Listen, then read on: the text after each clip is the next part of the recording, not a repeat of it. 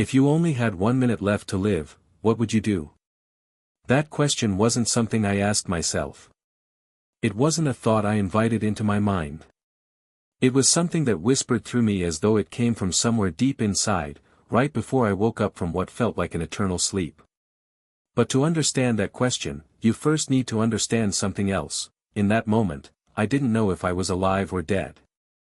I was lying on the operating table, my body frozen, unable to move, unable to feel. The sterile lights above me were too bright, the room too silent. The air felt heavy, suffocating, as though time itself had stopped. I could hear a voice, faint and distant, someone saying something to me, but the words felt muffled, as if they were being spoken underwater. Then, I heard it. One sentence that will haunt me forever: the patient has no pulse. And just like that, I felt it, my heart, the very source of my life, stopping. There was no pain. No dramatic moment of collapse. Just a strange, empty silence that seemed to swallow up everything. My chest felt lighter, my breath slower, until the world around me began to dissolve into something different. My heartbeat slowed to almost nothing, the rhythm fading with each passing second, until there was no sound left at all. But then, it was like my very essence, my soul, began to lift, to rise above my body. At first, it was subtle, a slight shift in the air around me, an odd sensation of weightlessness. I couldn't feel my legs anymore, or my arms. My body, once so heavy with the burden of physical life, now felt like an insignificant shell. My thoughts, too, seemed to drift. They were there, but they didn't belong to me anymore. I wasn't my body. I was something else. Something unbound. I could feel myself rising, floating up, slowly but steadily. I moved up and away from the operating table, floating toward the ceiling.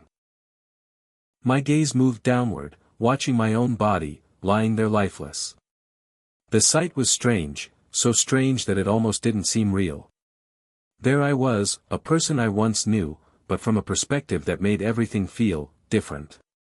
Detached. I felt an odd sense of peace as I continued to rise, as though there was nothing to fear. The pain, the struggles of life, the fears that once consumed me, none of them seemed to matter anymore. Everything felt distant, almost trivial. I wasn't sure where I was going, but I knew I wasn't alone. There was a presence, faint but unmistakable. I wasn't sure if it was a person or something else entirely. But it was there, and it was guiding me, beckoning me forward. And then, it happened.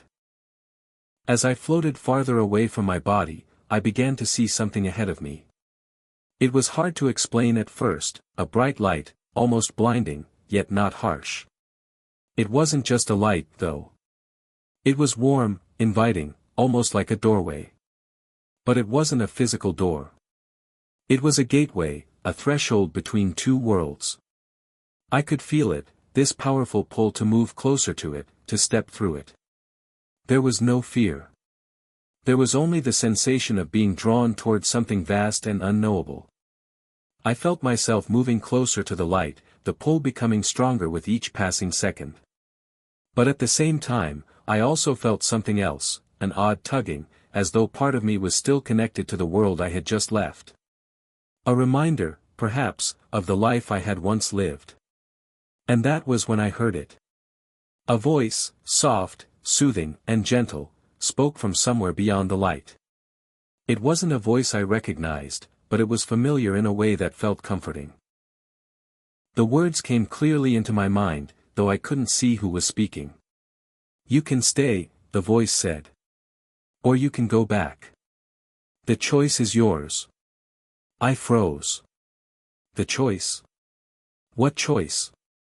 How could I have a choice when I was no longer a part of this world? I thought about it, felt the pull of the light against the weight of the world I had left behind. For the first time, I began to wonder, what was I leaving behind? What would it mean to stay here, in this peaceful, eternal light? Was I supposed to stay, to embrace it, or was I being asked to return? The light continued to beckon, but now, it felt different. It felt less like an invitation and more like a decision I had to make. Something deep inside me stirred, and I realized that no matter how tempting the piece of the light seemed, I wasn't ready to let go. Not yet. The choice was mine to make, and that alone was a terrifying realization. I could stay here, where everything was calm, where the pain of life could no longer reach me. Or, I could go back, return to the world I had known, with all its uncertainties and heartaches, its chaos and confusion. I wasn't sure what it meant, but in that moment, something shifted inside of me. I didn't want to leave just yet. There was still something left to be done, something unfinished. A part of me wanted to go back, to see the people I had loved, to live again, to experience the ups and downs of life. Even though I had been released from pain, even though I had felt a peace that seemed more real than anything I had ever known, I wasn't ready to say goodbye to the world I knew. And so, I made my decision. I chose to go back. But as soon as I made that choice, the light began to fade, pulling away from me, retreating into the distance. And just as quickly as it had come, the sense of peace, the overwhelming calm, began to slip away. My surroundings blurred, and I felt myself descending. I was being pulled back toward my body. And with that return, a rush of sensation flooded back into me, pain, cold, confusion, and a weight I hadn't noticed before.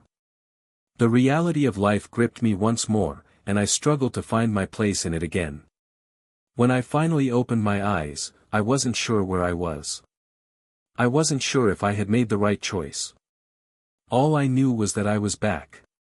I was alive. But something had changed. Something had shifted deep inside me. And I didn't know how to explain it to anyone, not even to myself. Hit subscribe and leave a comment with where you're watching from. This story might just spark a new beginning. What's one thing that always pushes you forward, even when things get tough? The moment I made my choice, the light faded. Not all at once, but slowly, as if the universe itself was accepting my decision. And with the fading of that light, I felt a tug, strong, forceful, pulling me back down toward the world I had left. It was as if I were being dragged back by an invisible thread, tethered to the body that had once been mine. The sensations were jarring, almost painful. The peace of the light had been like a soft caress, a comfort, a gentle embrace that welcomed me like an old friend. Now, all I could feel was the harsh reality of existence pulling me back in. I didn't want to go. I wanted to stay there, in the warmth and stillness, where nothing could hurt me. But the force was stronger than I was. I had made my choice, and now I had to return. There was no turning back. I began to feel the weight of my body again. It started in my fingertips, that strange, foreign sensation of sensation returning. My fingers twitched. My toes curled. My legs, aching, stiff, began to feel heavy, like they were waking up from a long sleep. I was becoming aware of my body once more, but it was uncomfortable.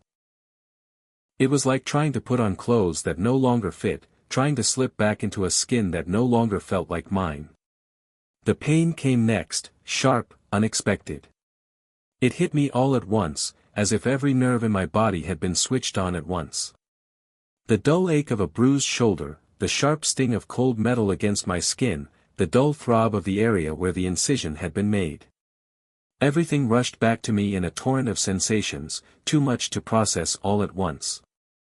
I had been so far away from all of it, floating in the light, that returning to my body felt like a punishment.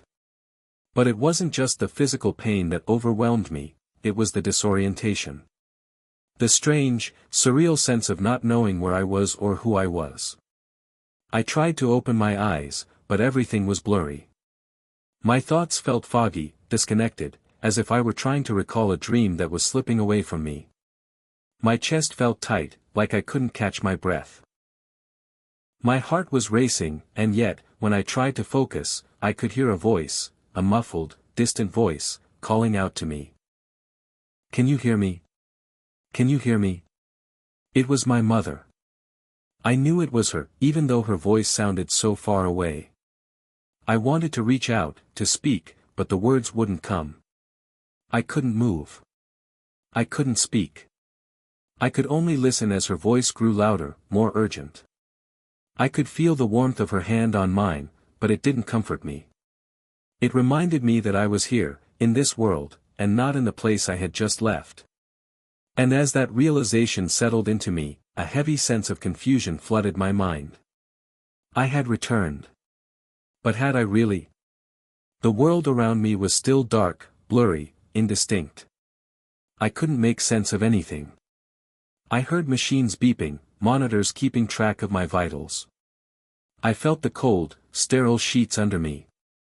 I could smell the faint scent of antiseptic, the artificial, almost chemical scent of the hospital.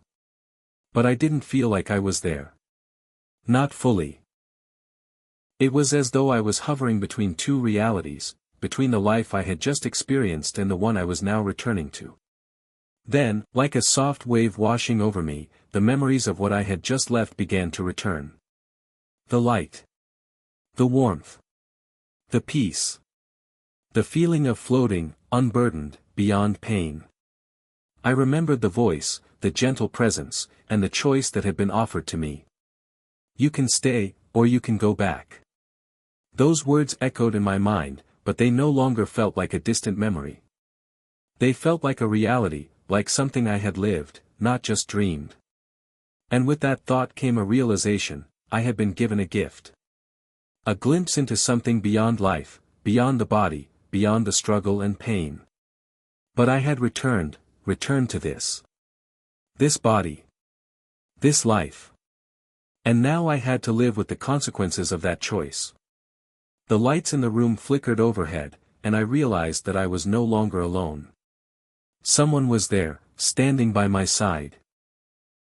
I tried to open my eyes again, forcing them to focus, but everything was still a blur. A face hovered above me, but I couldn't make out the features. "Are you awake?" a voice asked, soft and cautious. I recognized the voice immediately. It was my sister. I wanted to say something, but I still couldn't move my lips. I couldn't form words.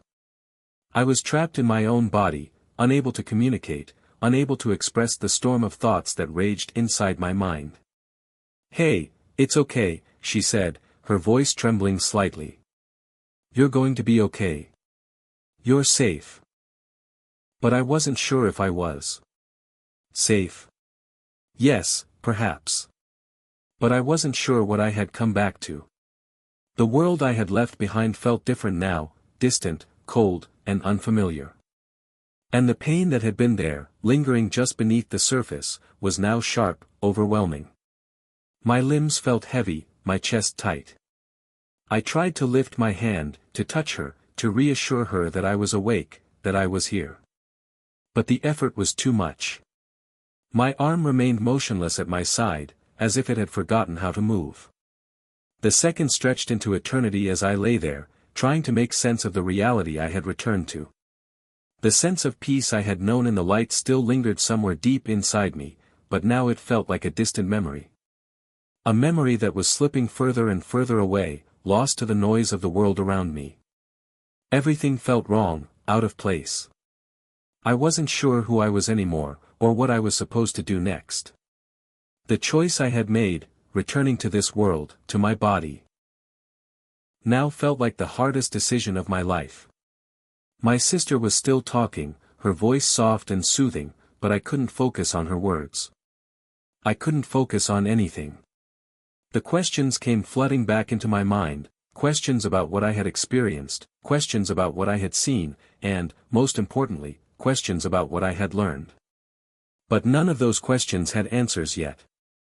They were just floating there, unanswered, in the haze of confusion and disorientation that enveloped me. I had returned. But I wasn't sure I belonged here anymore. The sensations kept crashing over me like waves, waves of confusion, disorientation, and a strange kind of knowing. I had come back to my body, to my life, but it no longer felt like my life. It was as if I were a stranger in my own skin, trying to navigate a world that no longer made sense. The memories of what I had experienced on the other side felt more real than anything here. I could still feel it, the light. It wasn't just a bright glow, or a distant star in the sky. It was a presence, something tangible, something you could reach out and touch. A warmth that wrapped itself around my soul, calming every fear, easing every doubt, until I forgot what it was like to suffer. I didn't need words to understand it. I didn't need explanations. I felt the love, the peace, the comfort that surrounded me in that space beyond life. But that was all gone now. The cold, sterile hospital room was all that remained. The faint hum of the machines. The beeping of the monitors. The rustle of sheets. And the relentless, stifling feeling that I had left something behind, something important. My mother's voice broke through the fog of my thoughts again. "You're awake. You're back with us," she whispered, as though afraid her words might scare me back into unconsciousness. I wanted to respond. I wanted to tell her that I wasn't sure I was back. Not fully, anyway. But my mouth wouldn't work. I couldn't form the words. I wanted to tell her about the light. About the warmth I had felt, the sense of freedom. I wanted to share what I had seen, to explain that the world I was now in felt foreign, detached, almost unreal. But how could I explain something so big, so indescribable, to someone who hadn't been there? How could I even begin to put into words what I had felt on the other side? The truth was, I wasn't sure I could. And even if I could, who would believe me? Would they think I was crazy? Would they think I was suffering from hallucinations brought on by the trauma of the accident, or by the anesthesia from the surgery? As the hours passed, I was caught in a whirlwind of emotions. I had seen the light. I had felt the peace. I had been in another world, if only for a short time. But now, I was back in this one. And nothing here felt the same. I tried to sit up in bed, but the effort was too much. My body felt too weak, like it hadn't remembered how to move. I felt as though I was carrying the weight of the entire world on my chest, the heaviness of the life I had come back to. But beneath the weight, there was something else, a pull, a yearning to understand what had happened. That was when I realized something else. I wasn't the same person who had gone under anesthesia. I had changed. I wasn't sure how or why, but I knew it deep down in the core of my being. I could feel it in my bones, in the way my thoughts now swirled with an awareness I didn't have before. I wasn't just me anymore. I had glimpsed something greater. Something that transcended the limits of the human body, the frailty of the mind. I had glimpsed a part of the universe that was pure, untainted by the struggles of life. I had felt what it was like to be at peace, truly at peace, without the burden of fear or pain. And now I was back. But I wasn't sure what to do with all that I had learned. I had seen that light, and it had shown me something. Something so profound and powerful that I didn't know how to explain it to anyone. It wasn't just a bright light, not just a comforting presence, but a gateway to something beyond the physical world. It was as if the veil between life and death had been lifted, and I had gotten a glimpse of what lay beyond. I remembered the voice, the presence, gently speaking to me. "You can stay, or you can go back." I wondered if the choice was real, or if it had been some kind of illusion. But the feeling was so real, so vivid, that I couldn't deny its authenticity. The warmth I had felt, the sense of oneness with everything, was something I couldn't forget. It had changed me in a way I couldn't explain. But now, here I was, back in my hospital bed, surrounded by the sounds of machines and the distant murmur of my family. I was alive again, but I wasn't sure what life meant anymore. The more I tried to process the experience, the more I realized how much I had changed. How could I go back to my old life when I had been given a glimpse of something so much greater? How could I go back to worrying about petty things, when I had seen a reality that was so vast, so beautiful, so infinite? I couldn't stop thinking about the peace, the clarity I had felt. The light was still with me, lingering in the corners of my mind. It wasn't a light that belonged to this world. It was a light that belonged to something much bigger, much more eternal than anything I had known. As the days passed, I tried to regain my strength. I tried to return to my old routine. I tried to pick up the pieces of my life and move forward. But every time I closed my eyes, I could still feel the pull of that light. Every time I heard my family's voices, I couldn't shake the feeling that they didn't understand. They didn't know what I had experienced. They didn't know what I had seen. And so, I kept it to myself. I didn't tell anyone about the light, about the warmth, about the choice I had been given. How could I? How could I explain something so profound, something that felt more real than anything I had ever known? But deep inside, I knew that I had been changed. I had seen the other side, and it had changed the way I viewed everything. I didn't know exactly what I was supposed to do with this knowledge, but I knew one thing for sure: I would never look at life, or death, the same way again. The light had shown me a glimpse of something far beyond the world I had returned to. And somehow, in the quiet moments of solitude, I could still feel it, calling to me, reminding me that there was more to life than the struggle, more than the pain, more than the fear. And that was when I understood. I had been given a gift. A glimpse into the eternal. And I couldn't forget it. No matter how hard I tried. As the days slipped into weeks, I found myself at war with the life I had returned to. Physically, my body was healing.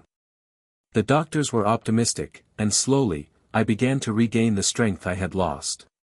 The bruises on my skin faded, and the incisions from the surgery healed, leaving behind only faint scars, reminders of a past I wasn't sure I wanted to remember. But mentally, emotionally, I was somewhere else.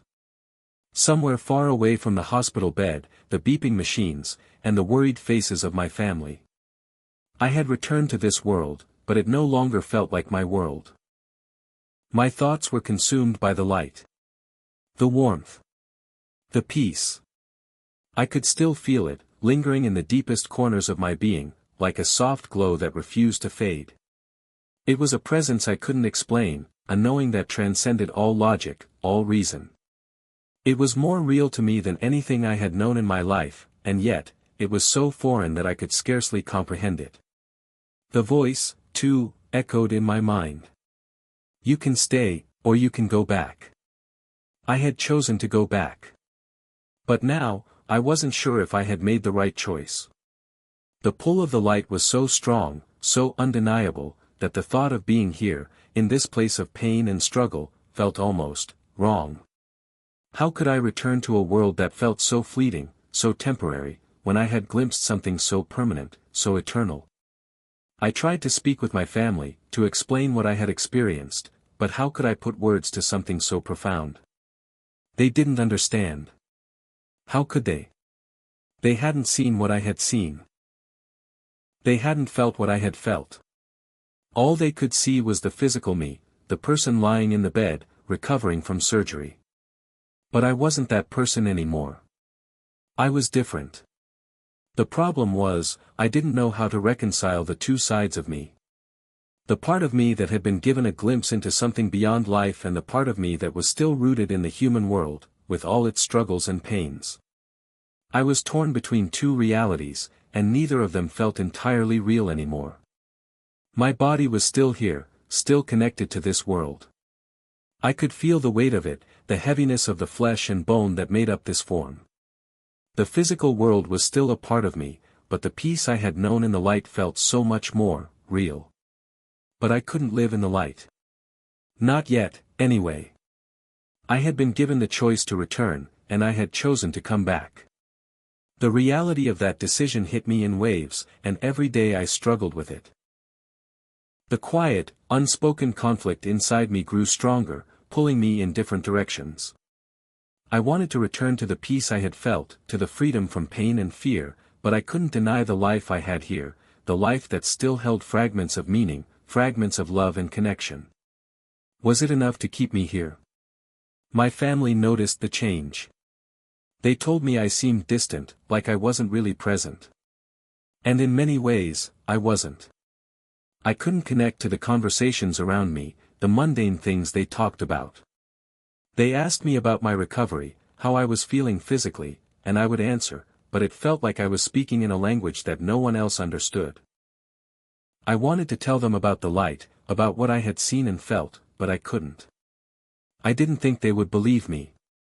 I didn't think they could even comprehend what I had experienced. The truth felt too big, too grand, for this small room. It felt like a secret that weighed on my heart, a secret that I wasn't sure I could carry. And so, I kept it to myself. I turned inward, trying to make sense of the experience. I began to meditate, to close my eyes and try to find that peace again, that feeling of light that had enveloped me. But no matter how hard I tried, it wasn't the same. I could remember it. I could feel it faintly, like a distant memory, but the intense connection I had felt before had faded. It was still there, buried deep inside me, but the noise of the physical world had drowned it out. I couldn't help but wonder, had I made the right choice? Had I chosen wisely, returning to a life filled with struggle, pain, and uncertainty, when I had been shown a world so beautiful, so peaceful, so free from the limitations of the body? The guilt began to creep in. I had seen something beyond life and death. And yet, here I was, struggling with the simplest of things. I was alive, but it didn't feel like it. The days blurred into one another, and I found myself questioning everything. What was the point of living when I had seen something so much more fulfilling? Why did I have to return to this broken world? I tried to distract myself. I went for walks. I spent time with my family. I tried to pretend that I was the same person who had gone to the operating table. But inside, I was a different person. A person who had tasted something greater than anything this world had to offer.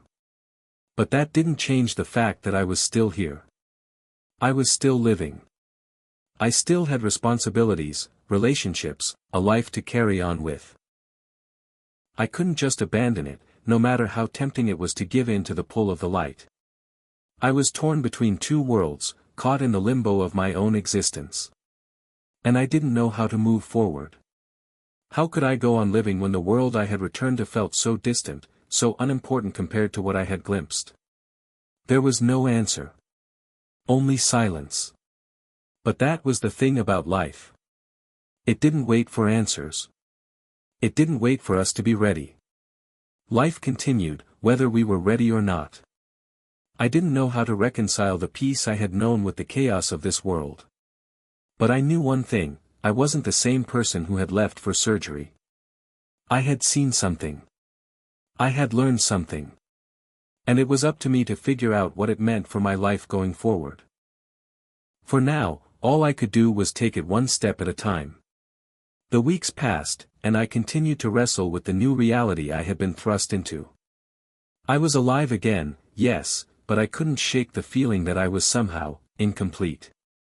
My body was healing, slowly regaining its strength, but my soul, my spirit, felt different. And with this difference came a sense of longing, of needing to understand what had happened to me, what I had experienced, and why I had come back. I had seen something, and it had changed me. That was clear. But what was I supposed to do with that change? How could I make sense of the peace, the love, the overwhelming sense of connectedness that had filled me when I was on the other side? How could I integrate that with the person I was now, the person who was still stuck in this world of pain, confusion, and fleeting moments of joy? In the quiet hours of the night, when I was alone with my thoughts, I began to reflect on what I had learned. What had been the message of the light? What had it tried to tell me? I felt as though I had been given a glimpse into the very heart of existence, something profound and powerful that transcended everything I had known in this life. I didn't know if I could fully articulate it, but I began to understand that the message wasn't just about peace. It wasn't just about love. It was about the connection that binds everything together. It was about the realization that, in the grand scheme of things, we are all part of something much bigger than ourselves. Something timeless, eternal, and beyond the reach of our understanding. There was no separation between life and death, between us and the world around us. We are all one. And in the light, I had felt that unity, that oneness, in a way that was beyond words. But here, in this world, it was so easy to forget. So easy to get caught up in the small things, the pain, the worries, the fleeting frustrations that come with being human. The light, the peace, the connection I had felt, it was still there, deep inside me, but the noise of the world had a way of drowning it out. That was the lesson, I realized. Life isn't about the struggles, the trials, or even the joys. It's about the connection. It's about understanding that we are all part of something much bigger than ourselves, and that the love and peace that I had experienced were not exclusive to the other side. They were here, too. We just had to be open to them. But how could I share that lesson? How could I tell my family, my friends, the people I loved, that there was more to life than what we see, that there was a deeper truth beneath the surface of everyday existence? How could I make them understand the message that had been given to me? The answer came to me slowly, like a whisper in the back of my mind. I had to live it. I had to embody it, not just with my words, but with my actions. The message wasn't something to be explained, it was something to be shown. And the only way to show it was to live as though I believed it, live as though I truly understood that love and peace and connection were the true essence of life. So, I began to change. Not in dramatic ways, but in small, quiet moments. I started to show more kindness to the people around me. I tried to listen more, to be present, to offer comfort and understanding where I could. I stopped getting so caught up in the little things, the petty annoyances that had once seemed so important. I began to focus on the bigger picture, the connections, the relationships, the love that existed between us all. I still had moments of doubt, of course. There were still times when I longed for the peace I had felt in the light, when I questioned whether I had made the right choice by returning. But even in those moments, I found solace in the understanding that I had been given a gift, a glimpse into a greater reality, and that it was up to me to use that gift in whatever way I could.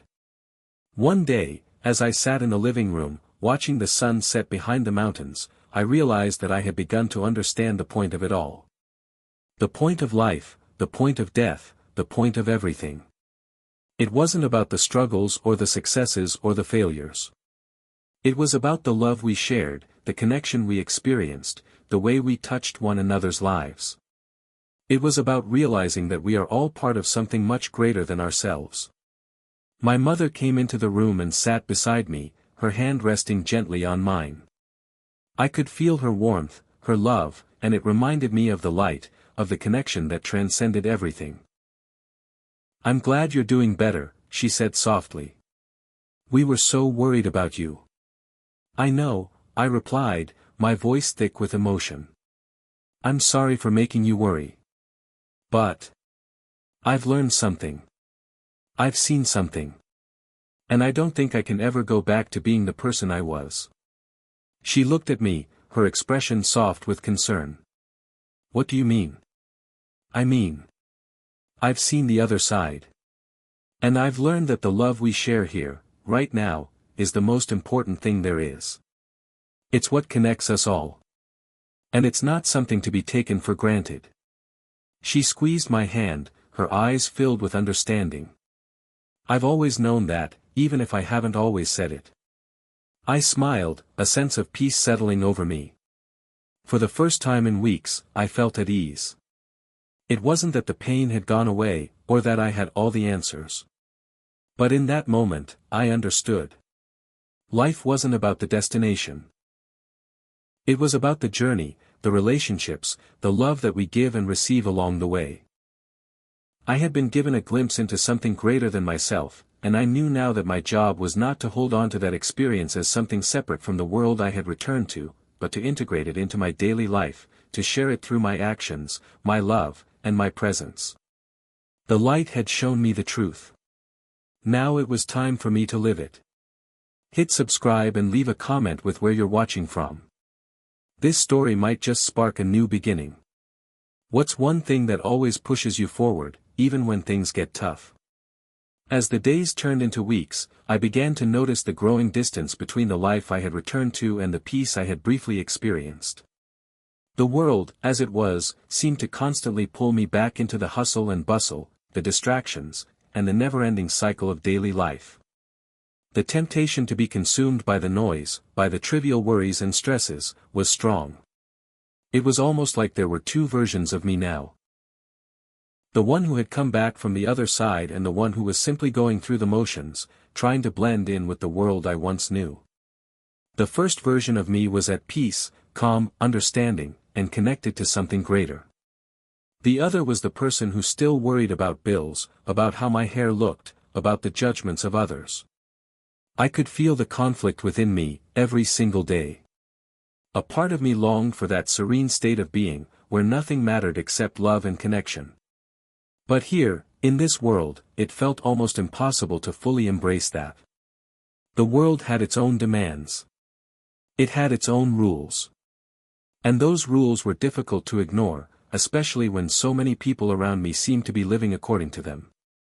I would wake up some mornings, filled with a deep sense of peace, remembering the love and light from the other side. It would all come rushing back in waves, and I would smile to myself, grateful for the glimpse I had been given. But as the day unfolded, that peace would often fade into the background. The demands of everyday life, the noise, the distractions, the chaos, would drown it out, and I would be left wondering if the experience I had was truly real or just a figment of my imagination. Was it something I had dreamed while in a coma? Was it just my mind processing the trauma of the accident? I struggled with these doubts. The world, as tangible as it was, had a way of questioning everything that happened on the other side. People around me didn't understand, and even if I tried to explain, how could I convince them of something so profound, something so beyond our earthly experience? And more than that, how could I convince myself that what I had experienced was real? I began to question everything. The doubts crept in slowly, subtly. Perhaps it was all just a manifestation of my mind, a coping mechanism, a response to the trauma. Maybe it wasn't a spiritual experience at all. Maybe it was just my brain's way of making sense of a near-death situation. The thoughts swirled around my mind, and I tried to push them away, but they lingered like shadows, creeping into my quiet moments. But the more I thought about it, the more I realized that the truth wasn't something that could be explained by science or logic. The peace I had felt, the profound love, the light that had enveloped me, had been so real. It wasn't something I could dismiss just because it didn't fit into the confines of the world I had come back to. It was something deeper, something that transcended everything I thought I knew. The struggle between these two versions of myself became more intense as time went on. I would feel the peace within me, and then doubt it. I would remember the light, and then question it. I would feel a connection to the universe, to everyone around me, and then doubt that connection as I got caught up in the mundane challenges of daily life. The emotional roller coaster was exhausting. I knew that something had changed inside me, but I couldn't quite make sense of it. The world seemed so different now, and I felt like a stranger in it. The people around me didn't understand my transformation. They didn't understand why I couldn't just be the same person I was before. They didn't see the changes in me that were so apparent to me. One evening, after another argument with my brother about something trivial, I found myself sitting in my room, alone, staring out the window at the darkening sky. I was tired, physically, emotionally, mentally. The exhaustion weighed on me, and I could feel my mind spinning with all the doubts and questions I had been battling. I closed my eyes and took a deep breath.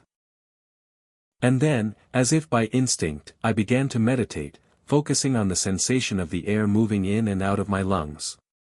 It was a simple exercise, but somehow, it brought me back to that place, the peaceful place, where the light had once shone. In that stillness, I could feel it again. The warmth. The light. The love. It was like a gentle, invisible thread connecting me to something larger, something eternal. And for the first time in a long while, I felt at peace with the doubt. I didn't have to have all the answers. I didn't have to explain everything. The experience had happened. It was real, whether my mind fully understood it or not. And that was enough. I realized that my struggle wasn't about convincing others or even convincing myself. It was about allowing myself to trust in the experience, even without all the answers. I had been given a glimpse of something beyond this world, something that existed beyond time and space. And while I couldn't live in that space every moment of every day, I didn't need to. All I needed was to remember that it was real, that it existed, and that it was always there, just beyond the surface of my thoughts. I didn't have to be perfect. I didn't have to be free of doubt. I didn't have to have all the answers. What mattered was that I had seen the truth, that love and peace and connection were the heart of everything. And no matter how much the world tried to pull me away from that truth, I could always return to it, just by remembering. I smiled, feeling the weight of the world lift just a little. The doubts would always be there, but they didn't have to control me. I had learned to hold the peace, to carry it with me, even in the midst of uncertainty. The light had shown me that. And now, it was time to live that truth. The next few days were a strange mixture of clarity and confusion. I felt lighter, as though the weight of doubt had been lifted, even if just a little. The light was still there, lingering like a soft glow within me, and every now and then, I would catch a glimpse of it, like a flicker of a distant memory. I wasn't fully the person I had been before the coma. I wasn't the same person I had been before the accident. And yet, I was beginning to realize that the person I was now wasn't someone I had to fear or push away. In the past, I might have worried about fitting in, about being accepted, about living up to the expectations of others. But now, none of that seemed to matter. What mattered was simply being present. I didn't need anyone to understand my experience or validate my transformation. What mattered was that I understood it.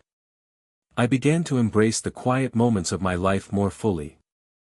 I would sit outside in the mornings, watching the sun rise slowly over the horizon, and I would let myself feel the deep peace that seemed to pulse from the earth itself. I took long walks through the park, listening to the rustling of the trees and the soft chirping of birds. The simple things began to fill me with joy, and it was almost as if I was seeing the world with new eyes, eyes that had once been clouded by the noise and chaos of everyday life, but now were open to the beauty that had always been there. One afternoon, my father and I sat together in the living room, the television flickering in the background, but neither of us really watching it. My dad, who had been so concerned and distant during my recovery, finally seemed to relax. I could feel the tension in him melting away as we sat in comfortable silence. "I've noticed a change in you," he said, his voice quiet but steady. "You're different. More, at peace." I smiled softly. "I guess I am. I've learned to see things a little differently." He nodded, his eyes thoughtful. "I don't know what happened to you, but I can see that it's changed you. And I'm glad for it. Whatever it is." I met his gaze, and for the first time in a long while, I felt like he was truly seeing me. Not the person who had been in the accident. Not the person who had been struggling to get by. But me, the new version of myself that had emerged from the other side, changed but still me. "I can't explain it all," I said. "But I've seen something. And I know now that love, it's the most important thing. It's everything." He gave me a look, as though he wasn't quite sure how to respond, but the way his eyes softened told me that, at least, he understood the essence of what I was saying. I realized in that moment that it didn't matter whether anyone else could fully grasp my experience. What mattered was that I could embrace it fully, without fear or shame. The days passed, and I continued to reconnect with the world around me. My family, though still unable to fully understand the depth of what I had gone through, began to accept my newfound perspective. They didn't question me as much when I chose quiet over noise or when I spent hours just sitting in thought. They no longer saw me as a person who was simply recovering from a coma. They saw me as someone who had come back with a deeper understanding of life, and they began to respect that. But the world, despite its best efforts, still had a way of pushing against the stillness I had found. There were moments when the chaos of life would try to pull me back in, difficult conversations, stressful situations, the pressure of keeping up with expectations. It was easy to lose sight of the peace I had worked so hard to rediscover. One evening, I found myself caught in a whirlwind of emotions. My brother had called me, angry and frustrated about something I had said earlier in the week. It wasn't a big thing, but it was enough to send us into a heated argument. For a few minutes, I could feel the old patterns of anger and frustration rising in me, the same old reactions that I had once known so well. The familiar tension, the quick response, the need to defend myself. But then something shifted. It was subtle at first, a pause before I spoke, a stillness that I had learned to recognize. And in that moment, I realized that I didn't need to respond the way I always had. I didn't need to get caught up in the cycle of argument and hurt. I didn't need to react with defensiveness or anger. Instead, I took a deep breath, and I said, "I'm sorry if I hurt you. That wasn't my intention. I don't want to fight. Let's try to understand each other." It was a small shift, but it felt like a victory. I had chosen peace. I had chosen connection over conflict. And for the first time in a long while, I felt like I was truly living in alignment with the lessons I had learned. Later that night, I sat in the quiet of my room, reflecting on everything that had happened since I returned. I thought about the moments of peace, the moments of doubt, the times when I had struggled to reconcile the new me with the world I had come back to. But most of all, I thought about the message that had been given to me on the other side. It was a message of love, of connection, of unity. It was about realizing that we are all part of something much bigger than ourselves, something eternal, something unchanging. And no matter how much the world tried to pull me away from that truth, I knew it was always there, waiting for me to return to it. As I lay in bed, I closed my eyes and allowed myself to feel the warmth of that light once again. It wasn't the same as it had been in the moment of my near-death experience, but it was still there, within me. And I knew that, no matter what happened, I would carry that peace with me. The world would continue to challenge me. There would be more struggles, more doubts, more moments of uncertainty. But I knew that I didn't have to face it alone. I had the love within me, the peace within me, and I could always return to that place, no matter what. And with that thought, I drifted off to sleep, feeling the quiet embrace of the light, knowing that the journey had just begun. The weeks following my quiet return to the world felt like a delicate balancing act. Every day, I had to choose how to navigate the space between the peace I'd found within and the world's endless demands. There were moments when the peace would slip away, replaced by the noise of responsibilities and obligations. But there were also moments when that peace surged through me with such intensity that I knew I had to share it, somehow. I'd always been someone who kept to myself, who preferred to stay in the background, quietly observing life rather than fully engaging with it. But since the coma, I felt different. I wanted to connect. I wanted to share the message of love and connection that I had experienced on the other side, even if I didn't fully understand how to do so. It started slowly. A conversation with a close friend, someone who had visited me in the hospital, sitting together and talking about what I had gone through. I had never been one to openly discuss my feelings, let alone the profound experiences I had while unconscious. But something about her quiet presence made me feel safe to speak. And as I spoke, I found that the words just came, words about love, about peace, about the deeper truth of existence that I had glimpsed. "I don't know how to explain it," I said, my voice soft, but when I was in that state, when I wasn't really here, it felt like everything was connected. Like there was this energy, this love that surrounded everything. And I know that might sound crazy, but it's real. It's more real than anything I've ever known. She listened in silence, her eyes wide with a mixture of curiosity and concern. "I don't think it sounds crazy," she said gently. "I think you've experienced something incredibly powerful. And I can see it in you, the change. I can feel it, too." That conversation was just the beginning. Over the next few months, I began to share my experience with others. At first, it felt like a small, fragile spark, one that I wasn't sure would catch. But as I spoke, I began to see that people were hungry for the kind of peace I had found. They wanted to understand. They wanted to know that there was more to life than the day-to-day struggles, the frustrations, and the pain. I started volunteering at a local support group for people who had lost loved ones. Many of them were struggling with grief and didn't know how to cope with the overwhelming sadness that consumed their lives. I sat with them, listened to their stories, and slowly began to open up about my own experience. I remember one woman, a mother who had recently lost her son, sitting across from me. Her eyes were hollow, the weight of her sorrow almost unbearable. "How do you keep going?" she asked me, her voice barely above a whisper. "How do you survive when the world feels so empty?" I took a deep breath, remembering the light, the love, the sense of connection I had felt. "I know it's hard," I said softly. "I know the world can feel empty, especially after a loss.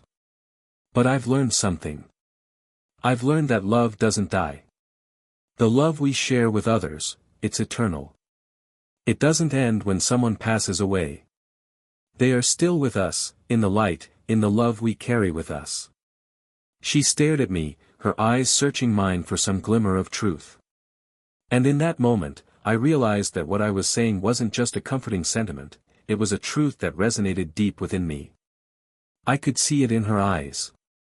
She was beginning to believe it, too. Over time, I began to see the ripple effect of my words. People who had heard my story began to share their own experiences, their own doubts and fears, their own moments of connection. The more I shared, the more I realized that I wasn't alone in my experience. There were others who had felt something similar, even if they hadn't had a near-death experience themselves. The world around me began to shift, if only in small ways. My family, my friends, even my coworkers seemed to open up more. The walls between us, the barriers we so often put up in our daily lives, began to fade. People started to see each other as more than just faces in the crowd, more than just names on a list. We were all part of something larger, something connected. I began to understand that the peace I had experienced wasn't just a personal experience, it was something that could be shared. It was something that could be passed on, like a gift, from one person to another. And as I shared it, I realized that it was growing stronger within me. But as the ripple effect continued to spread, I began to feel a shift within myself as well. I was no longer just someone who had returned from the brink of death, carrying a profound experience. I was becoming someone who could help others find their own peace, their own connection. I could see the light in them, too, even when they couldn't see it for themselves. I had come back from the other side, and now, I was here to help others return to their own light. One evening, as I sat on the porch, watching the sun dip below the horizon, I felt a deep sense of contentment settle in my chest. It was a quiet knowing that the journey was far from over, but that I was on the right path. There would still be struggles, still moments of doubt, still times when the noise of the world would try to drown out the peace I had found. But I had learned something important. I had learned that I didn't have to face those challenges alone. I had the light within me, and it was something I could always return to. And as I shared that light, it seemed to multiply, spreading outward into the world, connecting people in ways I never could have imagined. I had been given a glimpse into something greater, and now I was learning how to live it every day. I wasn't just surviving anymore. I was truly living. And as I sat there, in the quiet of the evening, I knew that this was only the beginning. The path I had walked since my coma felt like a constant unfolding, a gradual reawakening to a world I thought I had already known. But the truth was, everything had changed. The colors of the world were brighter now. The air felt richer, more alive, and even the smallest moments held deeper meaning. And yet, with all the newfound clarity, I began to realize that I was still learning to truly live in this new world I found myself in. One of the most profound lessons I was uncovering was the power of presence. It wasn't just about being physically here, but being mentally and emotionally attuned to the moment, to the people, to the energy of the world around me. It was about being aware of the unseen, those subtle currents that connected everything, even things we couldn't touch or fully comprehend. It became clear to me that the real challenge wasn't about finding peace, it was about maintaining it in a world that was constantly shifting. The world outside, the world I had come back to, was loud. It was fast. It demanded our attention at every turn. But the quiet peace I had discovered after the coma was something I could carry with me. It was like a secret, a stillness deep within me, one that I could tap into whenever I needed it. Yet even with this peace, the journey was not always smooth. It wasn't always easy to reconcile the world's chaos with the stillness I had found. I often found myself caught between these two worlds, the one where everything was calm, and the one where everything was in constant motion. In many ways, it felt like I was walking a tightrope, balancing between the two realities. One particularly challenging day, I went to the grocery store, something I used to do without a second thought. But this time, it felt different. The fluorescent lights buzzed overhead, the beeping of the registers was louder than ever, and the air felt thick with urgency. People rushed through the aisles, lost in their own worlds, focused only on the task at hand. I could feel the tension in the air, the weight of the world pressing down on everyone. I was overwhelmed by the noise, the busyness, and I found myself longing for the calm I had known on the other side. I left the store, barely noticing the items in my cart, and sat in my car for a long time, breathing deeply. It felt like the world was pushing me back into its whirlwind, and I didn't know how to resist. It was then that I realized something that I had known deep down all along. The stillness I was seeking wasn't something I could only find in moments of solitude or reflection. It wasn't a place I had to go to, a destination to reach. It was within me. Always. I closed my eyes and took a slow, deep breath, remembering the peace I had found. I focused on that inner light, the quiet stillness that was always there, even in the midst of chaos. And in that moment, I felt the tension in my chest begin to melt away. I wasn't just a visitor in this world anymore.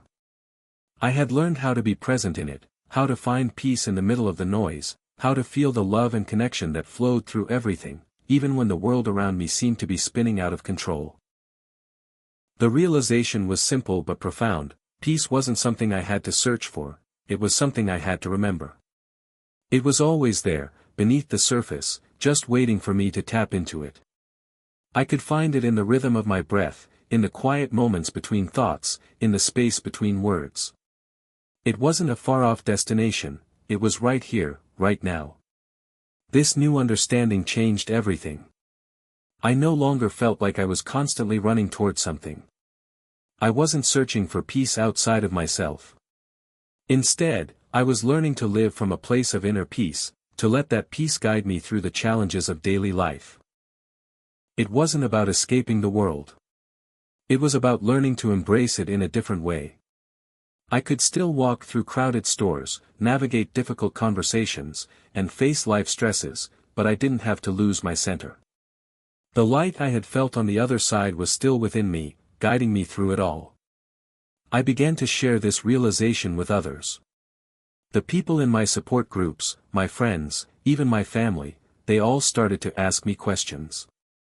How had I found peace? How had I returned to the world after everything I'd been through? And what was it that had changed within me? I realized that this shift wasn't just about a single moment or a single experience. It was about learning to live with an open heart, to stay grounded in love and connection, no matter what happened around me. I began to understand that this light I had glimpsed in my near-death experience wasn't just a one-time event. It was a part of me, always. And it wasn't just a part of me. It was a part of everyone. We were all connected by this unseen thread, this quiet energy that wove through the fabric of our lives. When we allowed ourselves to be present, to truly see each other, we could tap into it. It was always there, beneath the surface, waiting for us to notice. One night, I found myself sitting in a circle with a few of my closest friends. We were sharing our thoughts, our struggles, our triumphs. There was a sense of connection in the room, a deep, unspoken understanding that went beyond the words we spoke. It was like the light from the other side had found its way into our hearts, uniting us in ways I hadn't expected. As I looked around at the people I loved, I realized something profound: I wasn't alone. I wasn't the only one who had felt the pull of that light, that connection. We all had it within us. We all had the capacity for love, for peace, for understanding. And in that moment, I knew that the journey wasn't just mine to walk. It was all of ours. We were all travelers, learning to navigate the world in the same way, with an open heart, with a willingness to embrace the unseen, and with the understanding that the love we shared would guide us through it all. I wasn't the same person I had been before. I wasn't the same person I had been when I first returned from the coma. And yet, I was still me. I had found a new way of being, one that was rooted in love, peace, and connection. And as I looked around at my friends, I knew that this was only the beginning. The light was still within me, still within all of us. And we would continue to walk this path together, hand in hand, embracing the unseen. It was inevitable, I suppose. After months of peace, growth, and connection, the universe reminded me that life wasn't a smooth, unbroken path. It was, instead, a journey marked by light and shadow, by moments of clarity and moments of confusion. The light that I had found, the peace that felt so constant, would soon be tested by the darkness that always lingered in the corners of existence. It came in the form of a quiet evening, a period of uncertainty that I hadn't expected to hit so hard. I had been doing well, reaching out to others, speaking about my experience, spreading the message of love and connection. But then, without warning, a weight descended on my chest, a deep sense of fear that I hadn't felt in months. It wasn't something I could pinpoint at first, just a general unease, an awareness of how fragile everything felt. That night, I went to bed early, hoping sleep would ease my mind. But when I closed my eyes, I couldn't shake the feeling that something was wrong.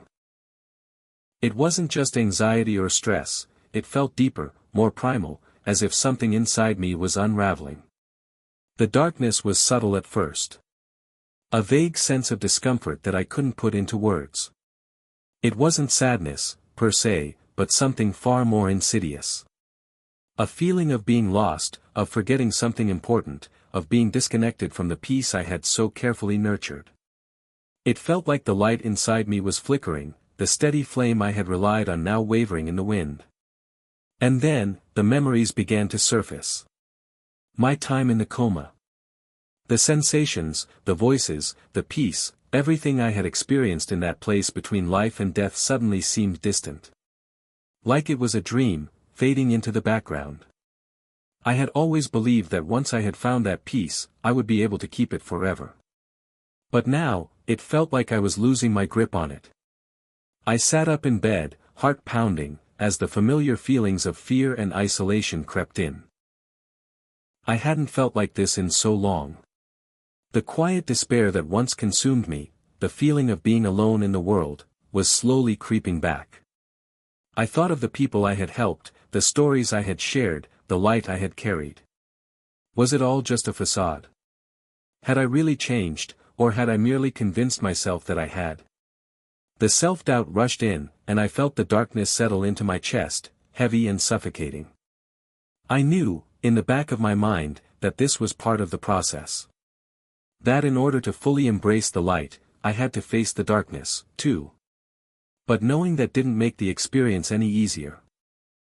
I spent the next few days in a fog, unable to shake the feeling of disconnection. My conversations with friends felt hollow, my interactions with family strained. It was as though the world had lost its color again, and I was drifting through it, numb.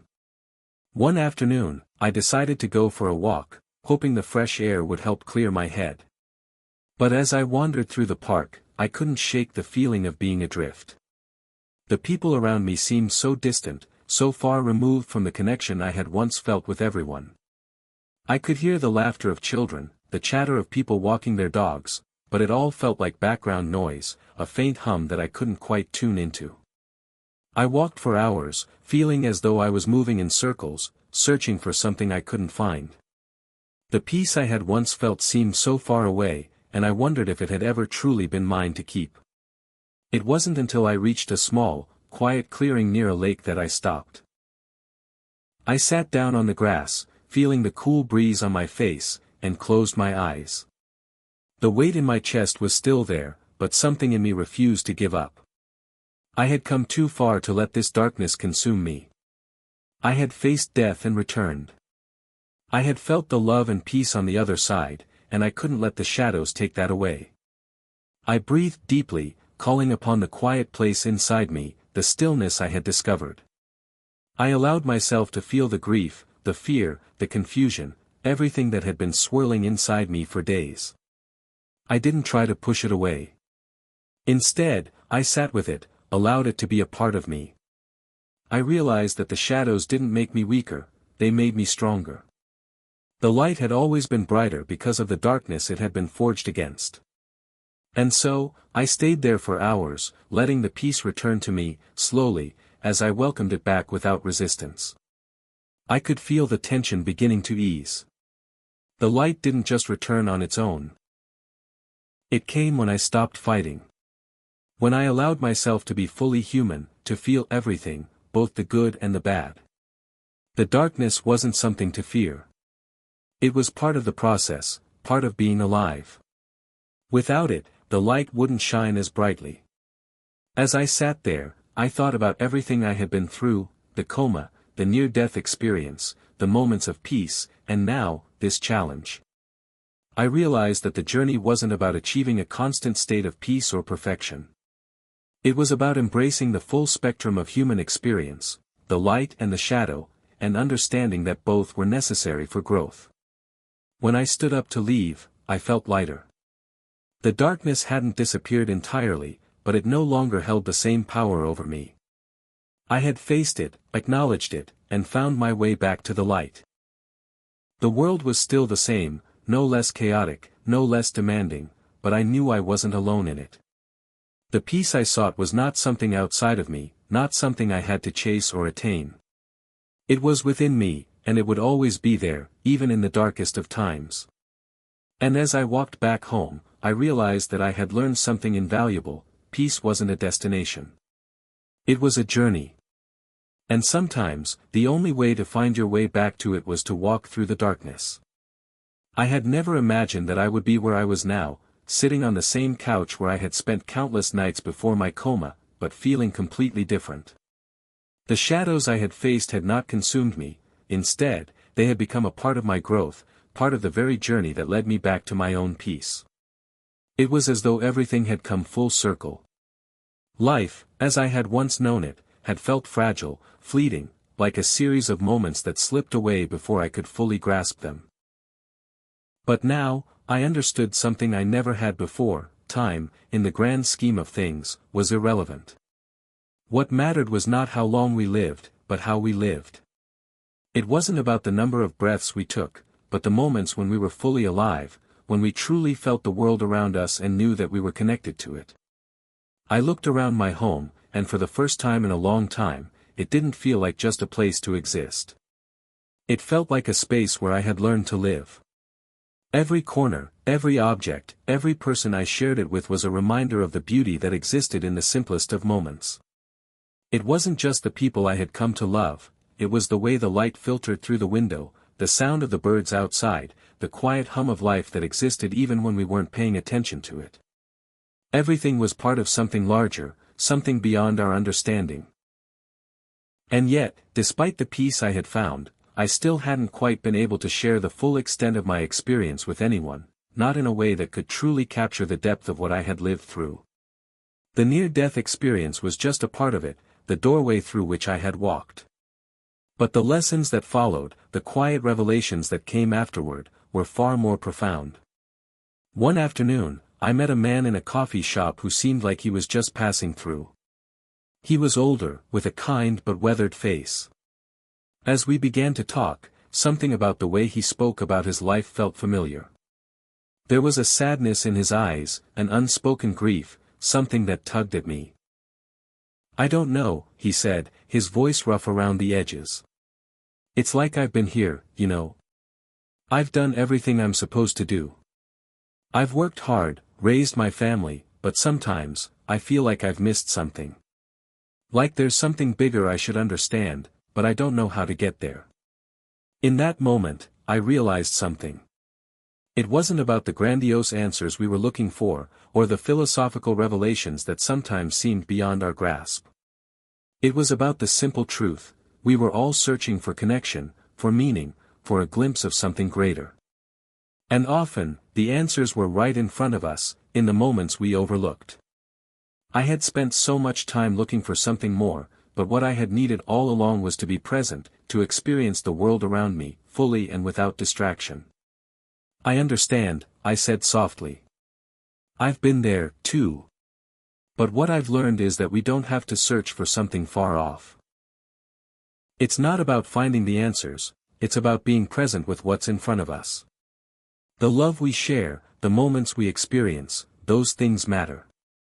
They make life meaningful, even when we can't see the bigger picture. He stared at me for a long time, as if trying to understand what I meant.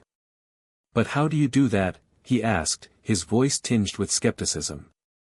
How do you stay present when everything seems so overwhelming? It's not easy, I admitted. There are days when the world feels too heavy. But I've learned to listen. I've learned to feel. To stop fighting against the chaos and to accept that the present moment, however fleeting, is all we have. When you let go of the need to control, the moments become more beautiful, even when they're hard. For a moment, we just sat there in silence, as if the weight of our conversation hung in the air, palpable between us. And then, after a long pause, he nodded slowly. I don't know if I can change everything at once, he said. But I'll try. I'll start by listening. As I walked away from that conversation, I felt a quiet satisfaction, knowing that I had shared a piece of the light I had been carrying. And though I couldn't fully explain the depth of my experience, I knew that it was enough. We didn't always need to understand everything. Sometimes, the simplest truths were the most powerful. The following days passed in a quiet, comforting rhythm. I spent time with my family, my friends, and the people I had met along the way. I had come to understand that life wasn't about achieving some grand understanding. It was about embracing the moments of connection, the small acts of love and kindness that rippled through everything. As I sat down one evening to reflect on everything I had gone through, I realized that the peace I had been searching for all along wasn't something to be earned or attained. It was already inside me. It always had been.